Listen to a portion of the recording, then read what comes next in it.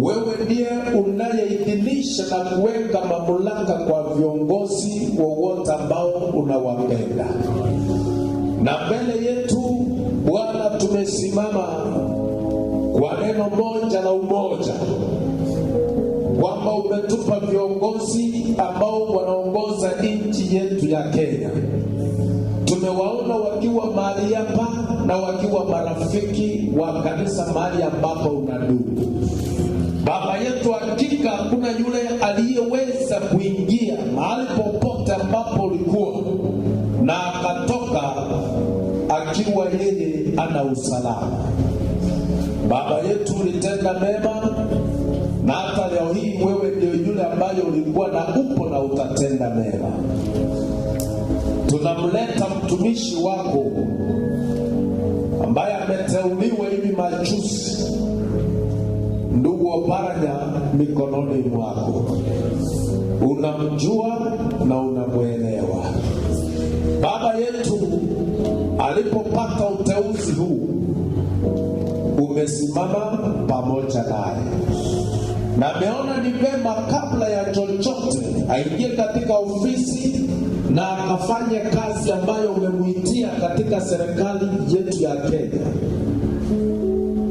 Akasimame pamoja na neno lako ambalo umeliandika katika kitabu cha Mathayo 6:33, kinachosema kwamba kwanza tafuteni ufalme wa mbinguni pamoja na haki yake, na mengine yote nitakuzidishia.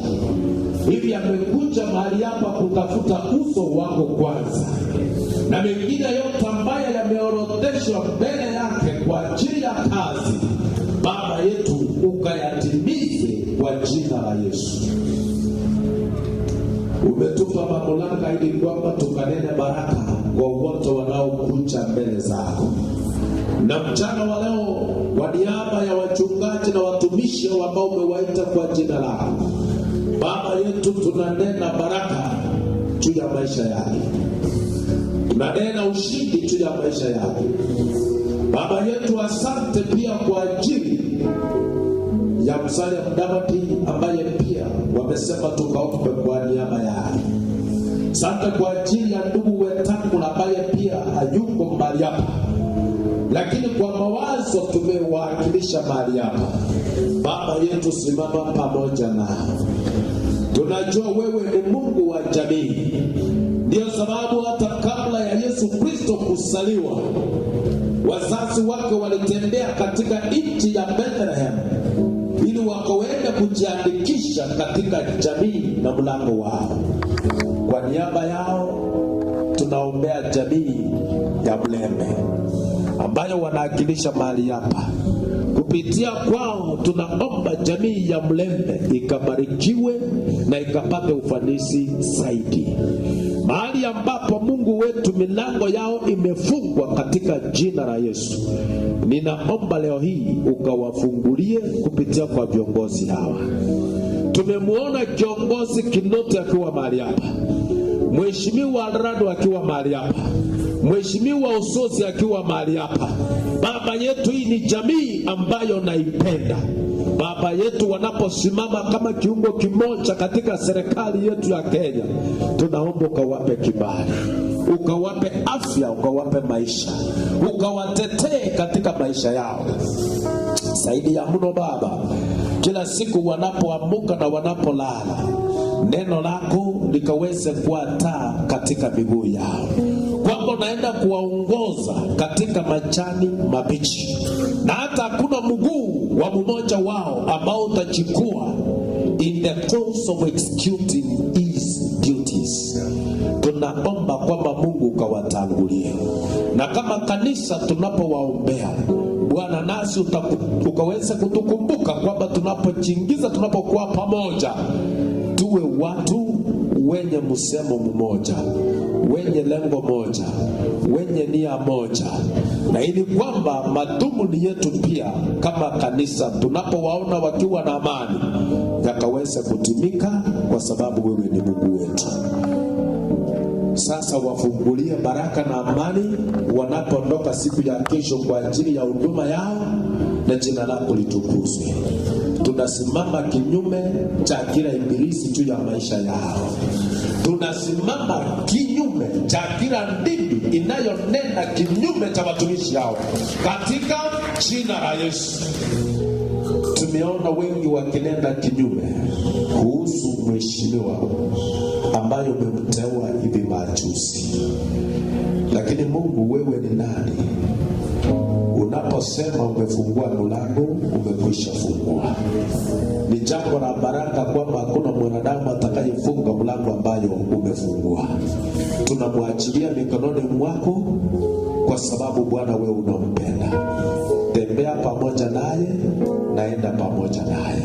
Wacha ushindi wako akaweze kuona siku baada ya nyingine. Na ile ofisi ambayo ataingia tuisafisha kwa jina la Yesu. Akiingia pale iwe ni ofisi ambayo imetakasika. Na wakati ambapo anafanya huduma akapate kibali katika serikali yetu ya Kenya. Akapate kibali kwa wale ambao watafanya pamoja nao. Akapate kibali machoni pako na hata katika wote ambao atakutana pamoja nao. Wewe ni mwaminifu na ni Mungu mkuu. Tena ishara na jambo jipya juu ya maisha yao.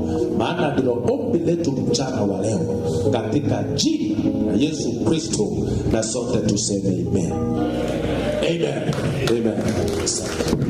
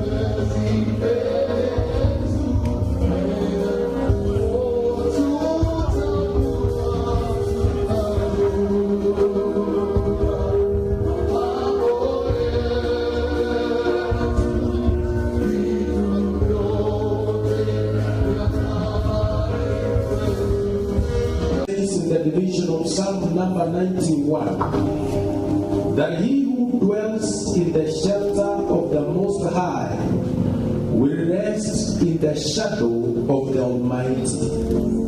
I will say of the Lord, he is my refuge and my fortress, my God in whom I trust.